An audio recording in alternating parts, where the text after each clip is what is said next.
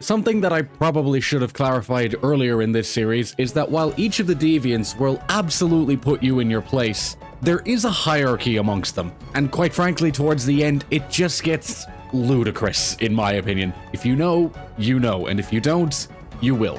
With Dread Queen marking the start of what are generally considered the higher ranked deviants, every monster from here on is going to highlight the cosmic gap in threat, power, and ferocities deviants possess compared to any other monster, with some exceptions.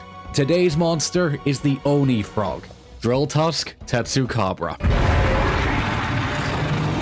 The big old demon toad really got himself an upgrade, huh? Drilltusk is a very funny execution of the deviant formula to me. Dread Queen got much deadlier poison and fireballs that explode. Drilltusk just took every aspect of the base Tetsucabra and kept turning that dial until we got this absolute titan of a toad. An initially subtle change that many people, including myself, didn't notice straight away is that where the normal scales of a Tetsucabra are said to be akin to hardened rubber and very good for defensive strategies, Drilltusk has spikes all over its body. Why? No idea, but they have them. Now, a not so subtle change I am certain many of you caught straight away are those titanic tusks. These tusks have grown so much bigger and stronger than those of either of their counterparts. They use them to gore opponents and prey alike, but their signature move is to tear stones right out of the earth and use them as weapons. Whether making a boulder shield to block attacks, or wielding them in their mouths, which I mentioned in the older video that they are strong enough to crush these rocks to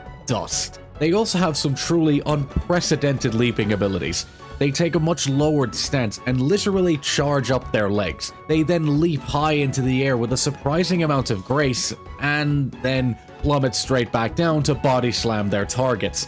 And out of all the ways you want to meet your end in this world, being a red stain on the stomach of a Drilltusk is just not how anyone wants their story to end. But once you have beaten them, you get to craft these. Both of these armor sets are just gorgeous. The color, the styling, it's just sensational. Truly one of the best and one of my personal favorites. The weapons also tie in many Japanese aesthetics and they look fantastic. But my personal favorite is the Demon Knife Greatsword. Just look at it. Now, some of you may have been waiting to hear what this monster's real wow factor is.